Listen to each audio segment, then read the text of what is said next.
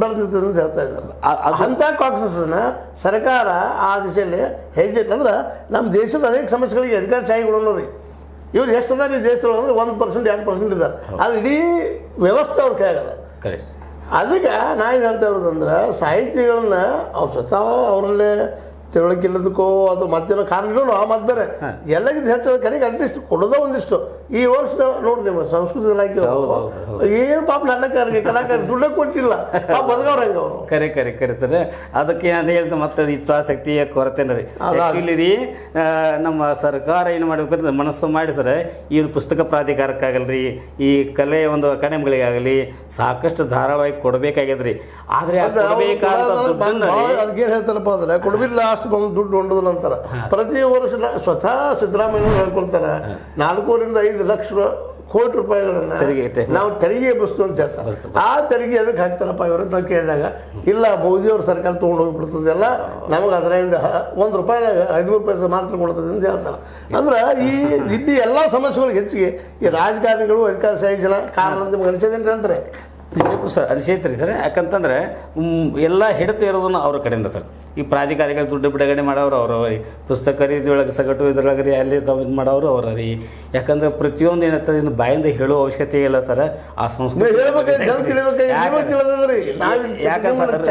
Rebate ಅನ್ನೋದು ನಾನು ಚರ್ಚೆ ಕರೆದ ಜನಸಾಮಾನ್ಯ ಏನಪ್ಪಾ ಅಂದ್ರೆ ಒಬ್ಬ ಲೇಖಕ ಪಾಪ ಇದು ಮಾಹಿತಿ ಇರುವುದಿಲ್ಲ ಇರುವುದಿಲ್ಲ ಸರ್. ಲೇಖಕರು ಇದೇ ನೆಪದಿಂದ ನಾವು ಸರ್ಕಾರಕ್ಕೆ ಎಚ್ಚರಿಸಬೇಕಾಗ್ಯದ. ನಮ್ಮ ಡ್ಯೂಟಿ ಇದು. ಅದಕ್ಕಾಗಿ ಸರ್ಕಾರನ ಎಚ್ಚರಿಸಿ ಇಂಥದ್ದು ತಪ್ಪಾಗ ನೋಡ್ಕೋಬೇಕು ಅಂತ ನಾವು ರಿಕ್ವೆಸ್ಟ್ ಮಾಡ್ಕೊಳ್ಳೋದು ಇದು ಒಂದು ಪ್ಲಾಟ್ಫಾರ್ಮ್ ಇದು ಅದಕ್ಕಾಗಿ ಇದೆ ಸರ್. ನಾವು ಲೇಖಕರ ಸಂಘಗಳು ಅದಾವೆ ಸರ್. ಅವರ ಮುಖಾಂತರ ಕೂಡ ರೀ ನಾವು ಪ್ರತಿಭಟನೆ ಮಾಡ್ತಾ ಇರ್ತೀವಿ ರೀ.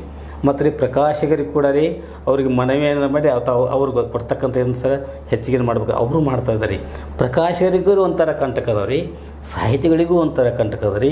ಇದು ನಿವಾರಣೆ ಆಗಬೇಕಾದ್ರೆ ಸರ್ ಸರ್ಕಾರ ಕೆಲವೊಂದು ಏನಾಗುತ್ತೆ ಮನಸ್ಸು ಮಾಡಿರಿ ಈ ವೇದಿಕೆಗಳನ್ನಾಗಲಿ ಅಕಾಡೆಮಿಗಳನ್ನಾಗಲಿ ಪರಿಷತ್ತುಗಳಿಗೆ ಸ್ವಲ್ಪ ಅನುದಾನ ಇದನ್ನು ಹೆಚ್ಚು ಮಾಡಿ ಈಗ ಸಾಹಿತಿಗಳನ್ನು ಬೆಳೆಸ್ಬೇಕ್ರಿ. ಮತ್ತು ಸಾಹಿತಿಗಳು ರೀ ಕೊಡಬೇಕು ಸರ್, ಕೊಡಬೇಕು ರೀ. ಅಂದರೆ ಅಂತ ಸಾಹಿತಿಗಳು ಜಾಗೃತವಾಗಿ ಸರ್ ಒಟ್ಟು ಸಮಾಜ ತಿದ್ದುವಂಥ ಕಾರ್ಯವನ್ನು ಮಾಡಬೇಕು ನೋಡಿ ಸರ್. ಸಾಹಿತಿಗಳು ನಮ್ಮೊಂದು ಕರ್ತವ್ಯ.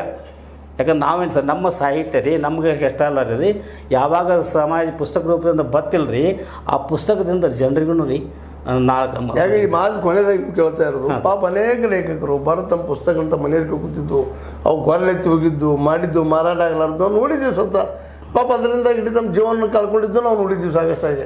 ಸೊ ಆ ದೃಷ್ಟಿ ಇಟ್ಕೊಂಡು ಇವತ್ತು ನಿಮ್ಮನ್ನು ಕರೆದು ಮಾತಾಡಿದ್ವಿ. ಇದ್ರಲ್ಲಿ ದೋಷ ಯಾರ್ದು, ಹೂ ಇಸ್ ದ ಕಲ್ಪ್ರಿಟ್, ಇದ್ರೊಳಗೆ ಯಾವುದು ಆರೋಪಿ ಅಂದ್ರೆ ಇದೆಲ್ಲ ನೋಡಿದಾಗ ಎಲ್ಲರೂ ಆರೋಪಿಗಳೇನಪ್ಪ ಅನ್ನುವಂಥ ಒಂದು ಬರ್ತದೆ. ಬಟ್ ಅದು ಜನರಿಗೆ ಜಾಗೃತಿ ಮಾಡೋದು ನಮ್ಮ ಕರ್ತವ್ಯ ಅದ.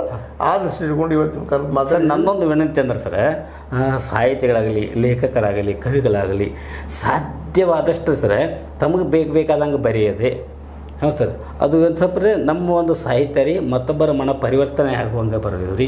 ಮತ್ತು ಮತ್ತೊಬ್ಬರ ಮನಸ್ಸಿಗೆ ಹಿಡಿಸೋದ್ರಿಂದ ಅವರು ಕೆಲವು ನೋಡಿ ಸರ್ ಈ ಸಮಾಜವನ್ನು ತಿದ್ದುವಂಥ ಕಾರ್ಯವನ್ನು ಸಾಹಿತಿಗಳು ಮಾಡಬೇಕು. ನಿತ್ಯ ಶಾಸನ ಬರೆಯೋರು ಇವರು ಇವರೆಲ್ಲ ಅವ್ರು ಬರೀ 5 ವರ್ಷ ಇರ್ತಾರೆ ರೀ.